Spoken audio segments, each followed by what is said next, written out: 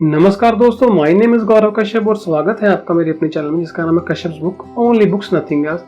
दोस्तों, आज मैं जिस पर्सन के बारे में बात करने जा रहा हूँ उन्होंने अपनी एक अलग सोच की वजह से ना सिर्फ एक मुकाम हासिल किया है बल्कि उन्होंने इंडिया का फर्स्ट रूरल बीपीओ एस्टेब्लिश किया है। जिस पर्सन के बारे में बात करने जा रहा हूँ उनका नाम है सलोनी मल्होत्रा। दोस्तों, सलोनी मल्होत्रा जी के दिमाग में 3 डॉट्स थे, एक था रूरल, दूसरा था टेक्नोलॉजी, तीसरा था बिजनेस। उन्होंने कैसे इन तीनों डॉट्स को कनेक्ट करके इंडिया का फर्स्ट रूरल बीपीओ बनाया है, आज की वीडियो इस बारे में है। तो आइए सलोनी जी की जर्नी के बारे में जानते हैं। दोस्तों, सलोनी जी की अपब्रिंगिंग दिल्ली में ही हुई है। उनके दोनों पेरेंट्स डॉक्टर थे। उन्होंने अपनी इंजीनियरिंग की डिग्री पुणे से की, लेकिन कॉलेज टाइम से ही उनका दिमाग बिजनेस में बहुत चलता था। एक लोगों को कैसे इकट्ठा करना, फंड कैसे रेज करने, बिजनेस को कैसे रन करना, ये चीजें उनके दिमाग में चलती थी। सलोनी जी अपना बिजनेस करना चाहती थी, लेकिन उनके दिमाग में अभी श्योर नहीं था वो करेंगे कैसे। तो उन्होंने कॉलेज की डिग्री खत्म होने के बाद कोई स्टार्टअप को ज्वाइन कर लिया। वहां से उन्हें काफी कुछ सीखने को मिला। दोस्तों, एक बात याद रखिए, अगर आप एक चाय की दुकान भी लगाना चाहते हैं तो आपको पहले उसमें काम करना पड़ेगा, सीखना पड़ेगा, उसके लूप होल्स पता करने पड़ेगा, वो बिजनेस को रन कैसे करते हैं। सीधा घर से निकल के आप कोई भी काम करेंगे तो सक्सेस के चांसेस बहुत कम है। लेकिन अगर कुछ नहीं आपने किसी दूसरे के वर्क में इन्वेस्ट किया होगा, वहां पर जाकर सीखा होगा, तो आप चीजों से फैमिलियर होंगे कि वो चीजें वर्क कैसे करती हैं। ऐसा ही सेम चीज सलोनी जी ने किया। उन्होंने कुछ देर किसी स्टार्टअप में टाइम लगाया। उनके फैमिली मेंबर उन्हें एमबीए के लिए फोर्स करने लगे, लेकिन उन्होंने एमबीए करने से साफ मना कर दिया। उन्होंने कहा मेरे दिमाग में कुछ और चल रहा है, मैं भी कुछ और देखूंगी। दोस्तों, 2003 में वो आईआईटी मद्रास के अपने किसी प्रोफेसर से मिले।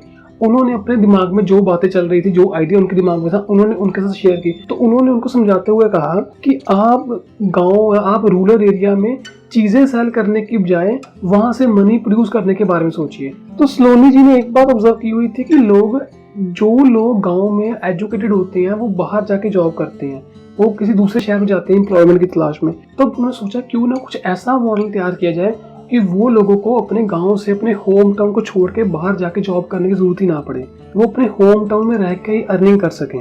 तब दोस्तों उन्होंने एक फ्रेंचाइजी मॉडल क्रिएट किया। उन्होंने काफी वेंडर्स हायर किए जो अपने अंडर एक पर्टिकुलर लोकेशन में 2-3 पीसी लगा के, 2-3 कंप्यूटर सिस्टम लगा के वहां पे लोगों का काम करते थे। इन सब में छोटे छोटे काम आते थे, किसी टेक्स्ट की फॉर्मेटिंग करना, डॉक्यूमेंट को स्कैन करना, ईमेल करना, इस तरह के काम करते थे। लेकिन 1 साल के अंदर ही उनका ये प्लान काफी बुरा तरह फेल हो गया। वो कहती है कि वो समटाइम जब वो सरप्राइज करते थे, जो वेंडर्स होते थे वो अपने एम्प्लॉयज का खास ध्यान नहीं रखते थे। वो लाइट्स ऑफ करके रखते थे ताकि उनके इलेक्ट्रिसिटी बिल कम आए। इस तरह की काफी सारी प्रॉब्लम से भी उनको फेस करना पड़ा और वो कहते हैं कि साल के अंदर ही वो मॉडल फेल्ड हो गया। दोस्तों, यहाँ पे मैं आपको एक बात बोलना चाहूंगा कि आप फेल होने से मत डरिए। आप जितने भी सक्सेसफुल लोगों को देख लीजिए जिनको आप रोल मॉडल मानते हैं, वो कभी ना कभी अपनी जिंदगी में फेल जरूर हुए हैं। जिन्होंने कुछ मुकाम हासिल किया है वो कभी ना कभी फेल जरूर हुए हैं। आप ऐसे हजारों लोगों को जानते होंगे जो अपनी लाइफ में कभी फेल नहीं हुए, लेकिन हैरानी वाली बात यह है कि वो आज तक अपनी मीडियोकर सी लाइफ जी रहे हैं। उन्होंने कभी भी रिस्क नहीं लिया, उन्होंने कभी कुछ इनोवेशन के बारे में नहीं सोचा। वो अपनी नॉर्मल लाइफ में, अपनी नॉर्मल जॉब से खुश हैं, सेटिस्फाइंग हैं। अगर आप लाइफ में नॉर्मल से ज्यादा की उम्मीद रखते हैं तो आपको नॉर्मल से ज्यादा देना पड़ेगा। वो टाइम होगा, वो मेहनत होगी, वो एफर्ट्स होंगे। एक बात याद रखिए, अगर आप किसी काम में फेल भी होते हैं तो आप उन लोगों से कहीं बेहतर है जिन्होंने कभी कुछ नया करने की ट्राई ही नहीं। उसके बाद सलोनी जी ने इसी मॉडल को अपने हाई स्केल पे लेके जाने की बात सोची। तब उन्होंने सोचा अब इनको वेंडर सिस्टम से खत्म करके खुद के ऑफिस एस्टैब्लिश करेंगे, जहाँ पे एम्प्लॉयज को प्रॉपर फैसिलिटी प्रोवाइड की जाएगी, प्रॉपर कैफेटेरिया होगा, हर चीज, लाइटिंग इक्विपमेंट्स, हर चीज प्रॉपर होगी। तब उन्होंने 2007 में अपनी देसी क्रू सॉल्यूशंस प्राइवेट लिमिटेड करके अपनी कंपनी खोली, जिसमें वो वही डेटा कैप्चर करने का काम, डेटा एंट्री का काम, स्कैनिंग, इंडेक्सिंग, ईमेल, ऐसे ही काम करते थे। और कुछ समय के बाद उनका ये बिजनेस मॉडल डेवलप होने लगा।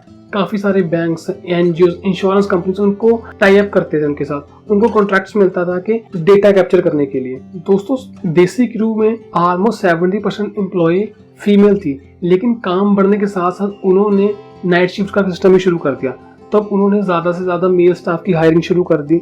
कुछ समय के बाद राजस्थान गवर्नमेंट की तरफ से उनको नया कॉन्ट्रैक्ट मिला, जिसमें उन्होंने वुमेन्स के लिए हेल्थ सर्विसेज लॉन्च की थी।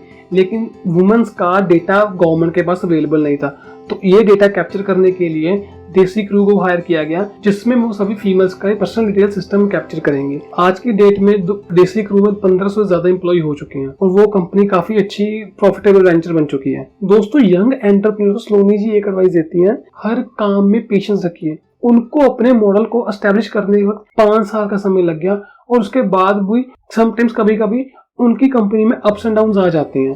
तो आपको अपने काम में पेशेंस रखनी पड़ेगी।